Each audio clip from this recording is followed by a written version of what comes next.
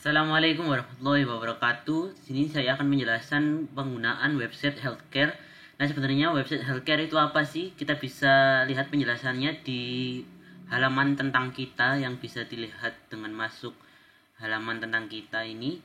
Nah, sebenarnya healthcare itu adalah website yang dibuat dengan tujuan mempermudah para pengguna dalam mendiagnosa penyakit dengan gejala yang ada, tapi tidak dapat menggantikan peran dokter karena ini hanya sebuah sistem.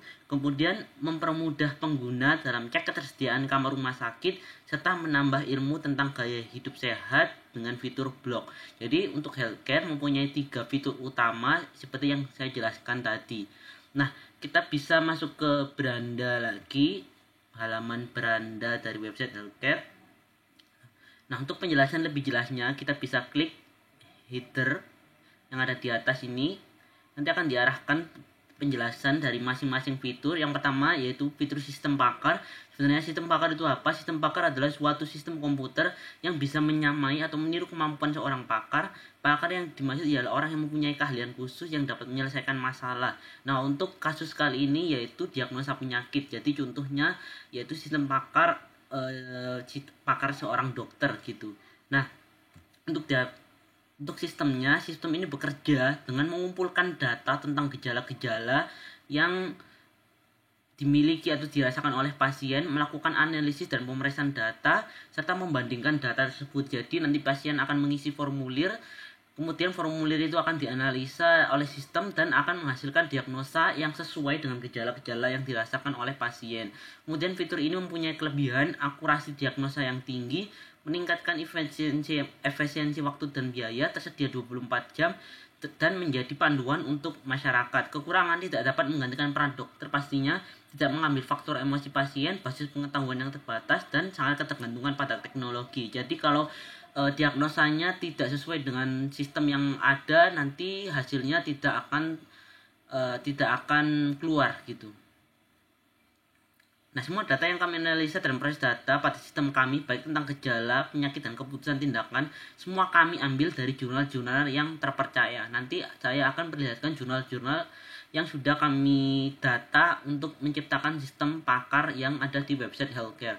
Nah, sistem kedua yaitu rumah sakit. Fitur ini menampilkan ketersediaan rumah sakit dan tempat tidur rumah sakit untuk pasien COVID ataupun non-COVID. Tapi untuk saat ini website healthcare masih untuk yang non-COVID aja. Untuk COVID-19 sudah tidak ada. Kemudian fitur ini mungkin terjadi kesalahan dikarenakan data pusat sering terjadi perubahan, tapi sistem ini itu real time ya, jadi beberapa menit atau beberapa jam itu selalu diupdate. Nah, sekedar info juga untuk rumah sakitnya itu provinsi dan kabupatennya itu seluruh Indonesia, tapi untuk rumah sakitnya masih ada yang belum bekerja sama dengan ini karena saya pakai Open API atau Public API. Jadi ada rumah sakit yang tidak bekerja sama dengan Public API ini. Nah, kemudian yang terakhir ada fitur blog kesehatan. Nah, blog kesehatan ini berisi artikel-artikel tentang kesehatan dan gaya hidup sehat. Website ini ditujukan untuk membantu meningkatkan kesadaran masyarakat akan pentingnya menjaga kesehatan dan memberikan informasi dan saran berguna untuk menjaga kesehatan secara umum. Nah, pada blog kesehatan ini nanti ada admin ya. Nanti kita bisa masuk sebagai admin dan mempunyai hak akses untuk menambah dan menghapus blog kesehatan.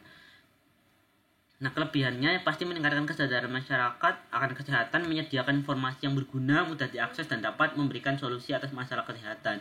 Nah, di bawah ini ada footer ya. Ada masuk halaman beranda, sistem pakar, rumah sakit, blog, dan di sini ada sosial media dari pembuatan website healthcare. Di sini ada email saya divanurama123@gmail.com.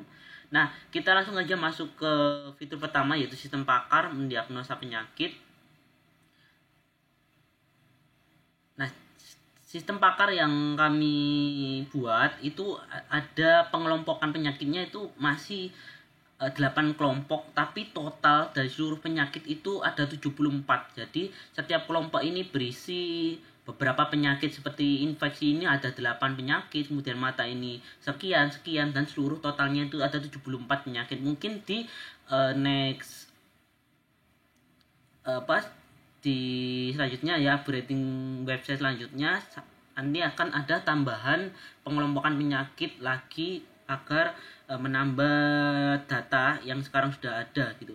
Nah, untuk percobaan pertama ini saya coba yang infeksi ini, saya pilih diagnosa, nanti akan dimasukkan ke halaman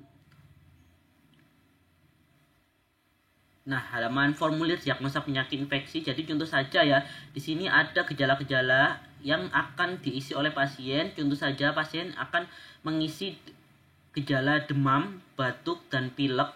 Ini saja. Nanti bisa langsung cek diagnosa.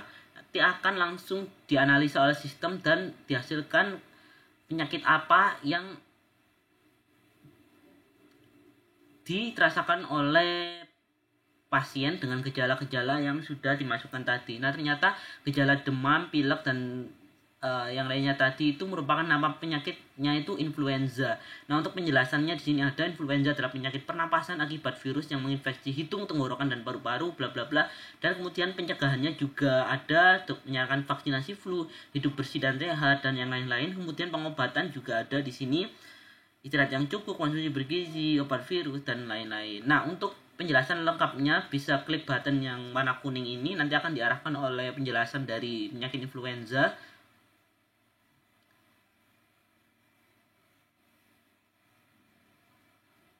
Nanti masuk setiap penyakit nanti ada linknya gitu. Nah, kita next saja. Nah, untuk sebenarnya data-data ini dari mana sih?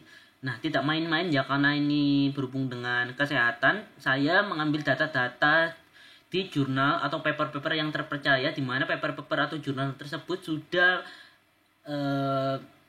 dengan sistem pakar ya, sudah berunding dengan sistem pakar apa aja gejala penyakit. Kalau penyakit infeksi itu gejalanya apa saja, penyakitnya apa saja gitu. Jadi jurnalnya sudah terpercaya. Saya mengambil data dari jurnal tersebut dan saya jadikan sebagai sistem pakar pada website healthcare. Jadi tidak main-main untuk mengambil data penyakit gejala yang ada di website healthcare ini. Nah, ini contoh saja penyakit infeksi. Kemudian sistem apa ya yang berjalan, atau metode apa sih yang berjalan pada sistem pakar healthcare? Metode yang berjalan itu bernama forward chaining. Jadi di sini ada penjelasan sebentar, ini masih lag.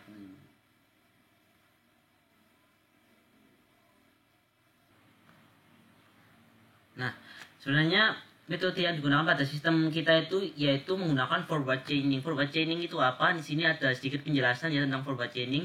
Nah, di sini ada matriks contoh tabel keputusan penyakit infeksi ya. Ketika penyakit 1, kita tadi itu penyakit 4 ya, P004 ini kodenya. P004 akan dikeluarkan atau ditampilkan pada hasil keputusan ketika pasien itu menginputkan gejala 1, gejala 2, dan gejala 3. Seperti yang saya inputkan tadi, contohnya itu demam, batuk, dan yang lainnya nanti akan dihasilkan penyakit nomor 4. Itu termasuk forward chaining ya. Jadi di sini ada gejala penyakit. Nah, satu kelompok penyakit infeksi itu ada beberapa penyakit, ada 10 penyakit. Ada 8 penyakit, yaitu diare, demam tifoid, demam berdarah, dan tadi yang kita contohkan itu pasien mengalami influenza gitu. Nah, sini ada penjelasan lebih lanjut ya untuk forward chaining itu, if ketika gejala 1 dan gejala 4 dan gejala 6, maka penyakit yang dihasilkan atau yang dirasakan oleh pasien itu penyakit dengan kode 1 gitu. Nah, kita langsung kembali aja. Ini pilihannya banyak ya untuk penyakitnya. Contoh aja ini ada penyakit anak, juga nanti ada formulir diagnosa untuk penyakit anak dan jurnal-jurnalnya gitu. Nah, untuk melihat jurnalnya kita bisa ke beranda terlebih dahulu dan kita masuk ke jurnal ini, berisi jurnal sistem pakar, masuk halaman. Nah, di sini akan ada jurnal-jurnal yang kami gunakan atau kami data untuk membuat sistem pakar website healthcare. Jadi tidak main-main karena jurnal-jurnal ini juga dibuat dengan seorang pakar gitu. Nah, kita kembali lagi aja, kita masuk ke fitur kedua, yaitu fitur rumah sakit atau cek ketersediaan kamar. Kita bisa langsung klik masuk halaman.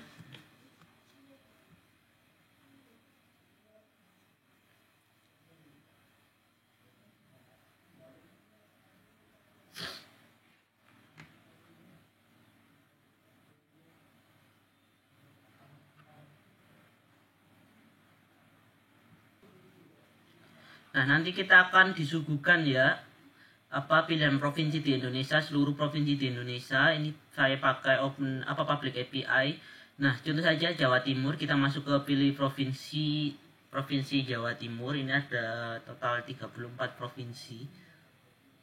Nah, kita nanti akan disajikan juga kabupaten atau kota, seluruh kabupaten atau kota di Jawa Timur. Contoh aja di Sidoarjo ya, kita pilih kota Sidoarjo. Nanti akan ditampilkan tabel data rumah sakit yang tersedia saat ini, real time ya. Jadi ternyata saat ini ada 3 rumah sakit yang tersedia kamarnya, yaitu Rumah Sakit Siti Khadijah cabang Sepanjang. Ini ada tersedia 10 kamar, ruangnya ini nama ruangnya, dan infonya diupdate beberapa jam yang lalu. Ini real time ya, biasanya ada yang 15 menit, 1 jam, dan lain-lain. Nah, ini data tabel yang ada di Sidoarjo. Nah, kita coba ke provinsi lain ya. Kita coba ke luar Jawa, di Riau ini mungkin saya coba. Nah, untuk kabupaten kota Riau, mungkin kota Pekanbaru.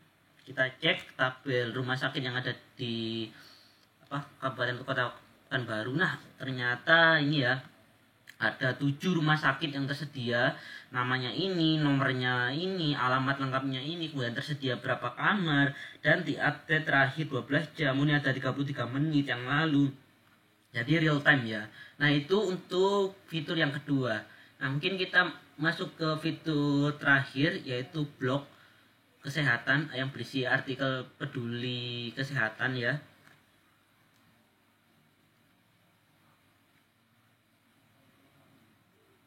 Nah, kita masuk ini sebagai user biasa ya, bukan admin, jadi hanya bisa melihat, membaca artikel seperti ini. Nah, seperti ini juga responsif ya, responsif. Nah, begini.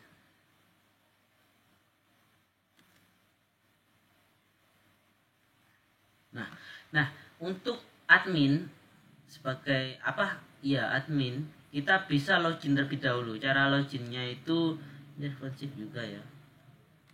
Cara loginnya itu di beranda dulu, kemudian klik masuk.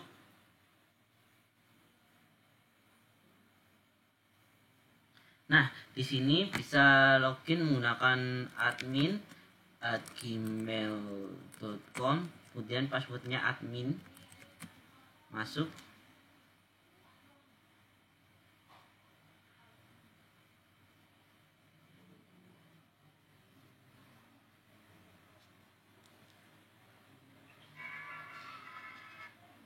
Nah, kita coba masuk ke blog kesehatan tadi ya.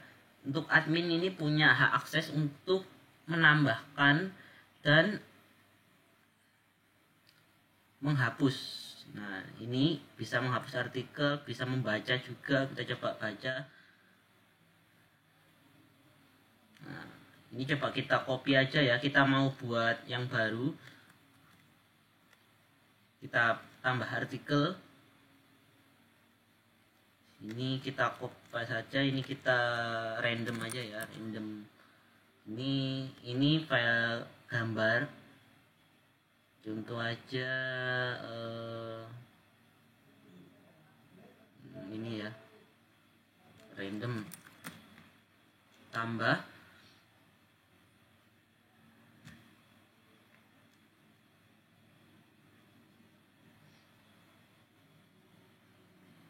Nah, kita akan direct ke halaman di blog kesehatan lagi, dan kita bisa lihat ya, ada baru ini di sebelah kanan layar.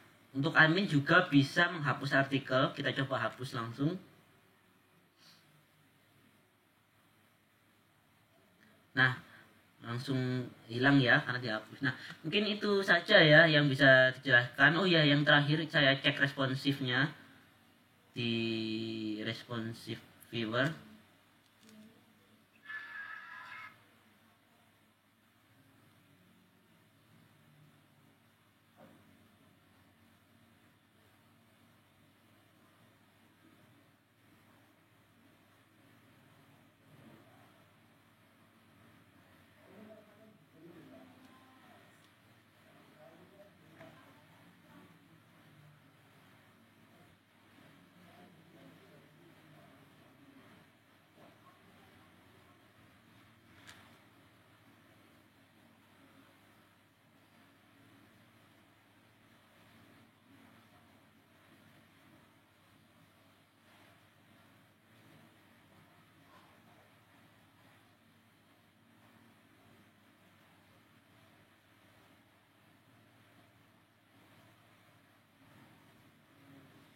kita bisa lihat ada beberapa ukuran untuk responsivitas website healthcare.